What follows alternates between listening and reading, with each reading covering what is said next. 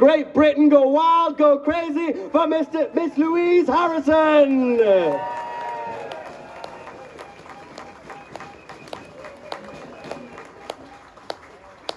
Hello, Manchester. Wow, what an honour it is to be here today. I have never spoken to this many people, but I'm going to give it a whirl. I am here because, like many others, I belong to a group of people who Brexit is ruining.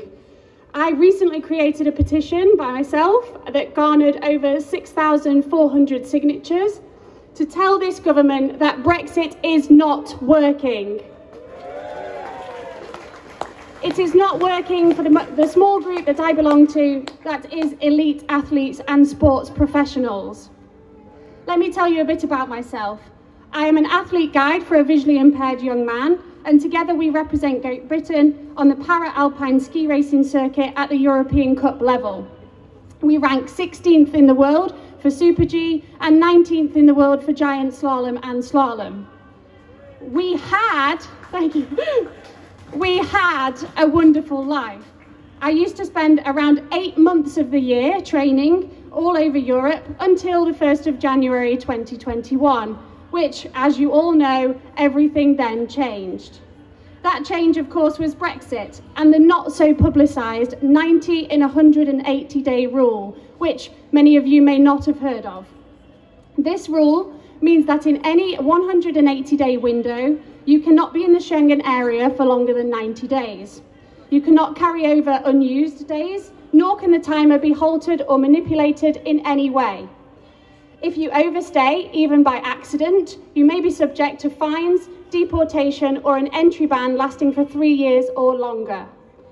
So, if you are like me and you spend more than 90 and 180 days in Europe, you now have an issue. If you have families overseas, second homes, if you are a musician, an actor, a performing artist, or just travelling for work, you now require a visa. For some, it is easier than others. There are visas designed for the purpose that they are travelling, and for some, like myself and my peers, there is none. Yet, this government reportedly rejected an offer from the EU allowing musicians to tour visa-free. So, that means we could have had a better deal, but we don't, thanks to them. They told us for 4 years now that it is going to be better, but so far it is not. It is only getting worse. For sporting professionals like myself, there are currently no visas fit for purpose. Residency visas, that I know many athletes have had to use this visa this winter, are designed for those travelling to live and work, meaning you can be easily rejected if you do not have a monthly income. As athletes, we rely on charity funding, so we do not have a monthly income. Not only this, but the visas are costly, and the alternatives for new training avenues in non-Schengen countries like Scotland or Bulgaria are not as snowshore and lack the facilities that we require, and costs treble when you look at going to the US or Canada. Increased costs will only continue to make sport elitist and inaccessible. This is on top of an already underfunded sector. For my athlete alone, the annual cost of his training is £26,000, for which he relies on charities to help support him. For us, there is no scope to treble the cost of coaching, no scope to treble the cost of flights, and no scope to treble the cost of accommodation. This means we have had to painstakingly pick and choose the races we will attend this winter. We have had to halve our training days because of this 90 and 180 day rule, because we cannot afford the alternatives or the visas. This is a loss of training on top of the pandemic that will likely cost us any chance of qualifying for the next Paralympics in Beijing in February 2022.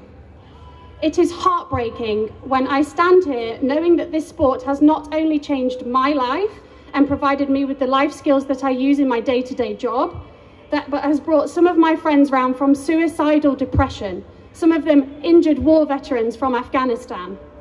It gives people a purpose in an already difficult society.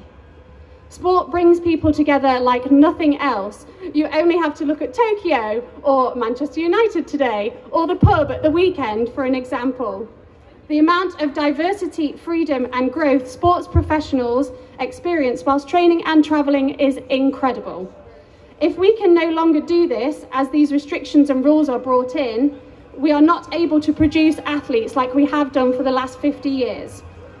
If we cannot produce those athletes, there will no longer be a sea of waving Union Jacks at every major sporting event. Is that not damaging to our sovereignty? And is that not what Brexit was all about? Thank you.